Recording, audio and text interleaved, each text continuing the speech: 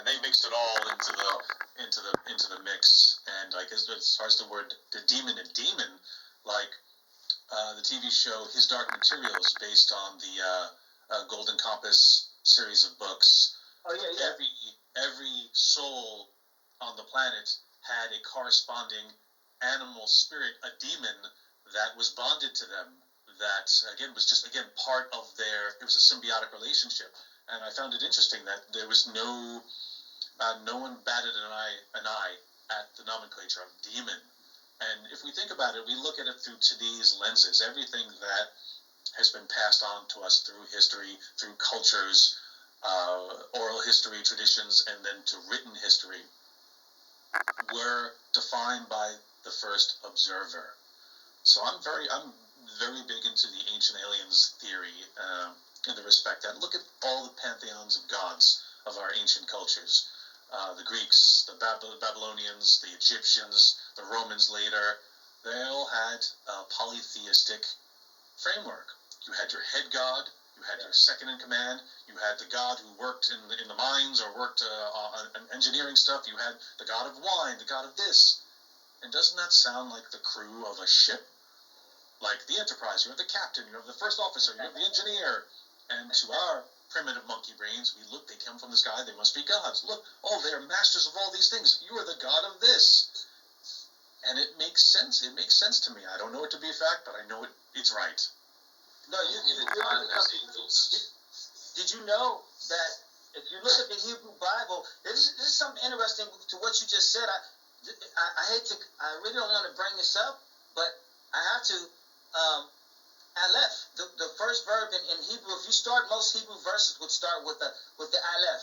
All of them start with Aleph and the in and tab. So that's like the Alpha and Omega. That's the first letter and the last. That's how they write them. So the first book in the Hebrew Bible says something like Bereshit Ameshad Sahardens. I can't pronounce it, but it starts with a B. Bereshit, saying in the beginning, God created the heavens and earth. But if you put an Aleph in front of that, it says it's more like the God of gods, the one God created the gods and the heavens and the earth, which is ironic because the arguing about Elohim being a word like sheep. I have sheep, or there are many sheep, or I have one sheep. How they say that's a masculine plural of that's masculine plural, but that in the Bible is used as singular, and people go, well, it sounds like it's saying gods. And then to your thing about polytheism, all the Egyptians, that was a big thing. Only King Tut and his father, they believed in the one God thing, but everybody else didn't, and who knows who proliferated that. So I could see what you're saying. At every point it seems like gods, but I don't want to say that. Well, it comes down also to semantics in the respect that what we term something, again, comes from the first observer, and also it depends on where on the planet you are. So here in the West, it's a demon. Oh my God, you got a demon. We take that same case, we go to the Middle East, it might be jinn. You take someone who doesn't believe in ghosts or spirits, and they're like, oh yeah, that's a gray alien. We're talking about extraterrestrials. We could be describing the same thing. We could be all looking at it from different angles, but describing the same thing depending on your specific perspective. Hey, Brian. Absolutely. Yeah. Brian, at one point in time, I would say about maybe 8 years ago, if you turned on the TV, there were so many different paranormal shows. Now, it seems like there's only a couple here and there. Are people losing interest in the paranormal? Is that why some of these TV shows are gone? I think it's just the proliferation of the medium. I saw a great meme the other day that says, why is Generation X so mad? They're like, well, we started out, we had vinyl records, and then we had to transfer to tapes, and then we had to transfer to CDs, and then now we got to get rid of all that stuff, and we have to subscribe to a streaming to get all our music. And I'm like, yeah, I'm mad.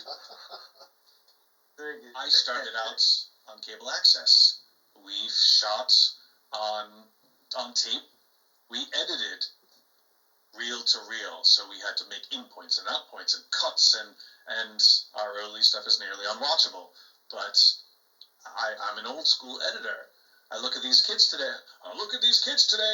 And they're doing it on their phone. They're editing full content on their phone just so easily. They're almost making the cable channels obsolete because what people want to see uploaded to YouTube or to TikTok, you have these influencers who are giving them the content they're searching for. Whereas traditionally, on an investigation show, you gotta send them out to film. You have producers, you have sound guys, you have cameramen, you have this whole small army following them to whatever cases they've got, but then it has to get edited together, and then the network has to choose a date to air, and then there's got to be legal considerations. This is a lot of work, isn't it? And half the time we can't even say it's coming on until we get the go-ahead, the green lights. I think the public gets tired of that, and ultimately, TV is about selling ad dollars. It's not about peddling the truth. So at the same time, too, what I alluded to before about certain shows lasting for a long time but not changing, I think the audience is receptive to that, and they're looking for more. That being said, there are still a few shows that are hanging on. Mine, Paranormal Caught on Camera, we're outwitting and outlasting. So because it's about getting that conversation started, I think people are eager to have the conversation, and if it gets people thinking, even if it's in that, oh, I don't believe it, well, great. Ask questions. That's what we want you to do. Yeah, well, I hope Paranormal Caught on Camera just stays there. You guys have the formula, and you guys get awesome. Whoever scrutinizes the material, that's another thing too, because they got these other shows and they have like some stuff, but I don't know. You guys, I don't know who picks it, but I don't know if it's like something where you're like, okay, well, I mean. Do you pick them personally? I don't. Each of the talking heads, we have an opportunity. Like if something lands on my desk and I think it's great, I'll send it in and I'll say, hey, I like this. And a lot of times it will make it onto the show. Other times we see things out in the media. Like perfect example. Okay. I think it was 4 or 5 years ago. There was a video that went out from someone's driveway security cam, and it looked like this emaciated, gaunt, elfish figure, running around in the person's driveway, flapping its arms like doing the chicken dance. I saw that. And when it first hit, it was everywhere. Everyone's like, oh my God, look at this, look at this. I see it, and that day I'm thinking, ooh, this would be great to submit to the show. An hour later, William Shatner on Twitter totally destroys the clip with logic. And I said, oh, yeah, okay. Shat's got the right idea. Okay, yeah, I guess this wouldn't make for a very good segment. 7 months later, I get the email for the next episode that we're filming, and lo and behold, that clip is on our roster, so we have to comment on it. And what's great about it is that, again, pop culture junkie, I always try to get famous quotes or other geek nerdery onto the show. It's like a little personal scoreboard of mine.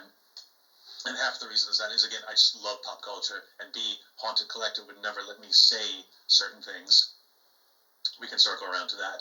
But on that episode, when that clip ran, the figure looks like Dobby the house elf from Harry Potter. And on national television, I got to say, Dobby is free in the voice. I can't believe they kept it in, but they did. And me alone in my apartment, I got up and did a victory lap around my couch for getting that on air. Oh my God. Yeah. Brian, you were talking about ancient aliens. I'm also, too, a believer of the ancient alien theory. In fact, I was just recently contacted by ancient aliens, and they wanted to know about my investigation at Mount Shasta. Also, too, they wanted some technical information about volcanoes, which I have no knowledge about, so I was actually cut from the program. But I still love them. On Paranormal, I know, Paranormal Caught on Camera, I sent some photos. I have the Paranormal Hotline, so people contact me from all over, giving me information for my books and whatever. They sent me some photos of this ghostly figure in Cydonia, Arizona, and I sent it to Paranormal Caught on Camera. They sent me a check and they said, "Thank you, we're going to use it." They did an interview with me. Did you ever see that segment? I never saw it. How long ago was it? Oh gosh, that was probably a year and a half. Paranormal Caught on Camera has been on for 7 seasons so far. We averaged about 25 episodes a season with maybe 6 clips per. Paul, you're asking me a lot right now. I don't know. Brian, that being said, you probably got paid more for your photos than I do for doing the show, so good on you. Brian, I want you to watch everyone and let me know. But anyway. I'll get right on it. Phil, I know Phil looks like he wants to ask you something. No, it wasn't so much a question. Back when Xandean was talking about daemons and the AI thing, I just wanted to bring up a point that the word daemon has been in computing for longer than AI has been a popular thing. Daemons. Exactly. You know, they're just programs that run in the background and perform tasks. So that, you know, it's, anyway, to tie in with that. And the other thing with